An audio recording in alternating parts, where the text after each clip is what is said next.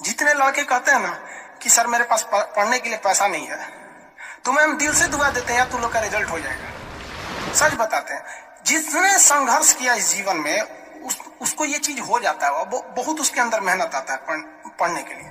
जिसके जीवन में संघर्ष नहीं है कभी आगे ही नहीं जा सकता है, कभी आगे नहीं जाएगा जो संघर्ष नहीं किया। आपको लगता है खान सर यहाँ आ गए, भाई आप कभी देखे होंगे ना, हम कुछ सारे गुरुद्वारा जो होता है ना, गुरुद्वारा उसमें जाके खाना खाए हम। सोचो गुरुद्वारा में जाके खाना खाए, वो भी नहीं था मेरे पास। गुरुद्वारा में वो लोग ना गरीब अमीर नहीं देखता है, हिंदू मुस्लिम नहीं देखता है, और वहां जाके वो लोग खाना खिला देते हैं।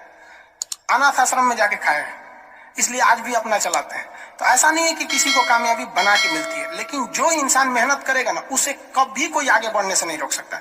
पढ़ाई से मुंह मत मोड़िएगा, समस्याएं आती रहेंगी जाती रहेंगी, आप पे लोग हंसेंगे। याद रखिएगा मेरी बात, जिस पर ये जग हंसा है उसने इतिहास रचा है।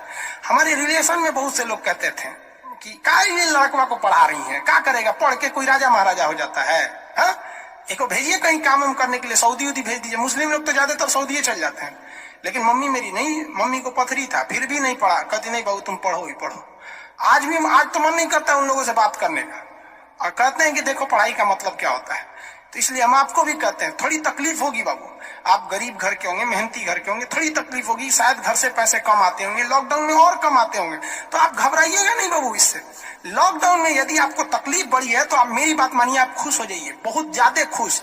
रीजन समझिए, रेस में जब घोड़ा दौड़ता है ना, तो घोड़े के पीठ पर बैठा हुआ उस घोड़े का मालिक उसे चाबुक से घोड़े को बहुत मारता है, बहुत मारता है। घोड़ा को दर्द होता है, वो सोचता है कि मेरा मालिक हमको तकलीफ क्यों दे रहा है। उस घोड़े को पता ही नहीं है यार तुम्हारा मालिक तुम्हें जिताना चाहता है। उस चाबुक के डर से वो घोड़ा दौड़ता है और लास्ट में वही घोड़ा जीत जाता है।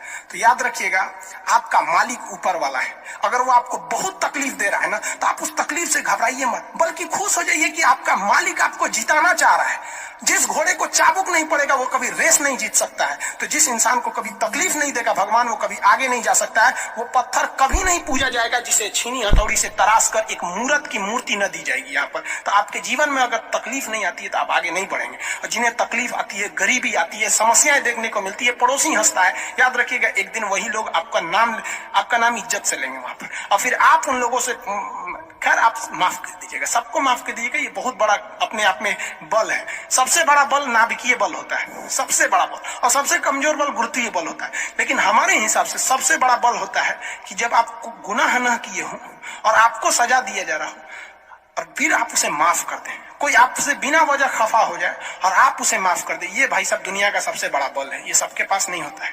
अगर ये बल आ गया ना तो फिर आप बहुत आगे जाएंगे।